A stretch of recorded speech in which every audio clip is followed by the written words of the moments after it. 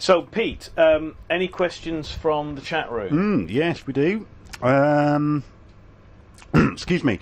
What is it about male protagonists that appeals to you? This is from Adam again, who's in Prague, by the way. He wanted us to tell you that he's in Prague.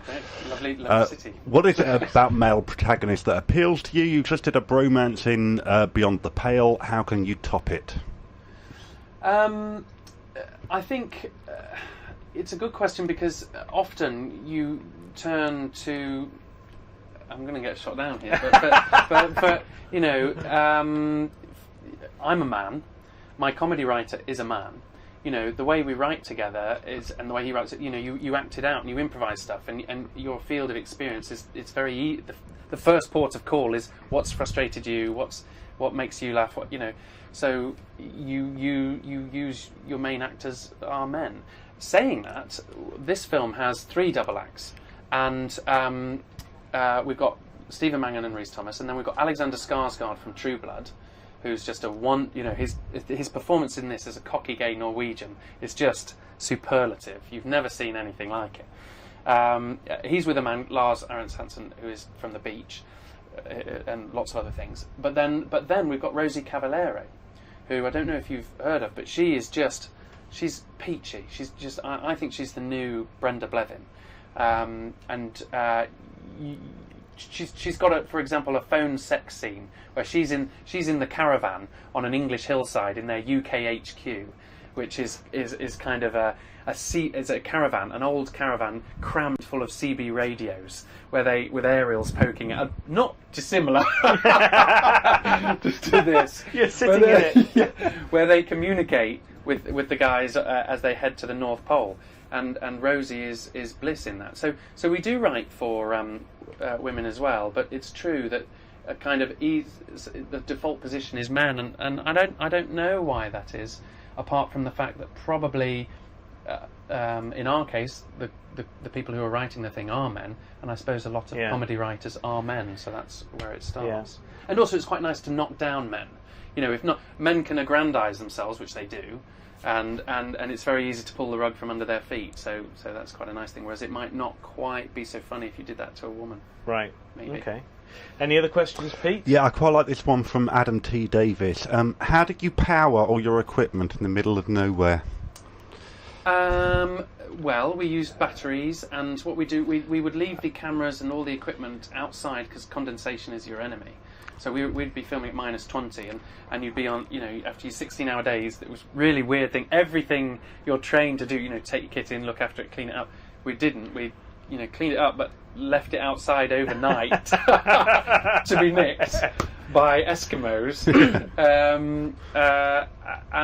How do we power it? We had, well, they have their own generators and things, which they would use to, you know, we were in a very small village of 300 hunters, and they have their own power sources. So we just kind of we were in 4 ship containers welded together, and it was like we called it the posh Borstal, where the room.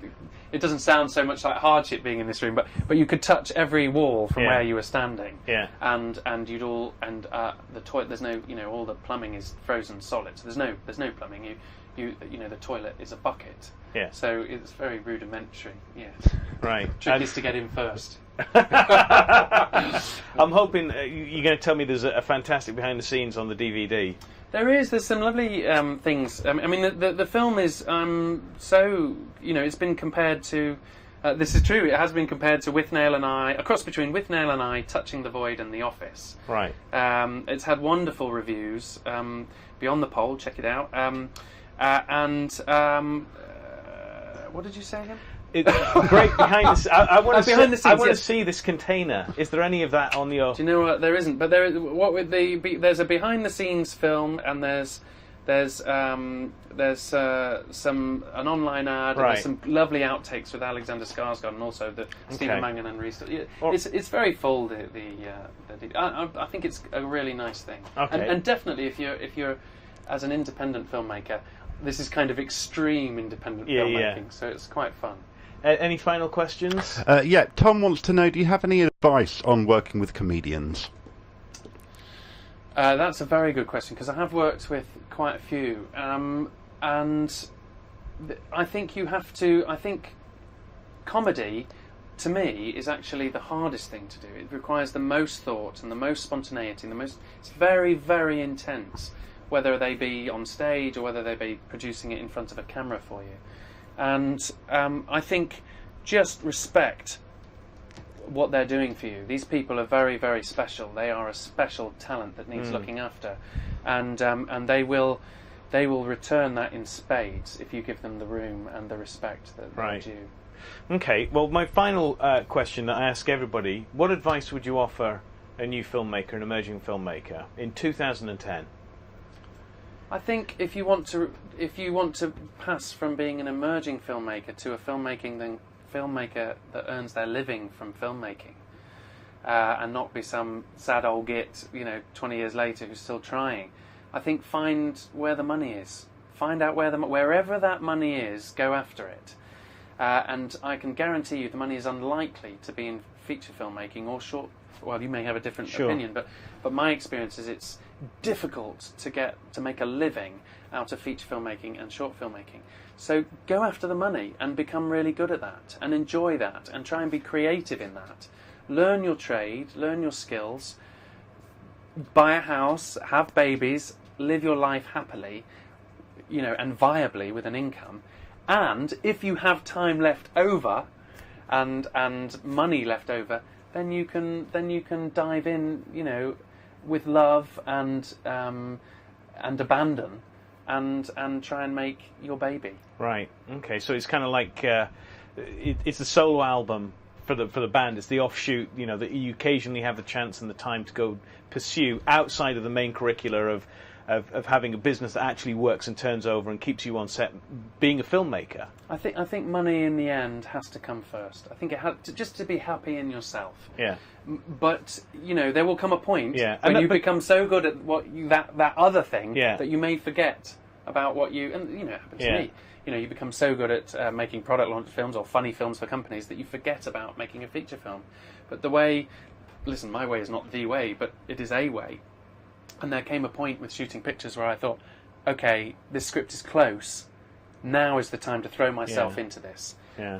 And at that point, I shifted my attention from the commercial concerns, and I still did a couple, but I really pared it back, and I went hammer and tong and got this, and we got these today.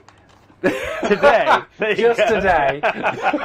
Sorry, we got this just today, and it was it's kind of the end of we've reached that kind of the end of that journey, as you would call it, and it's very nice. I dedicated this film to my kids, and it's there. No one can take that away, and I can go back to earning a living and slaving like we all do. Sure. But I've done that, right. and if I get to make another film, that'll be jam. And if I don't, I've done it. So fantastic. It's well, listen, thanks so much for coming in and telling us all about Beyond the Pole and your adventures.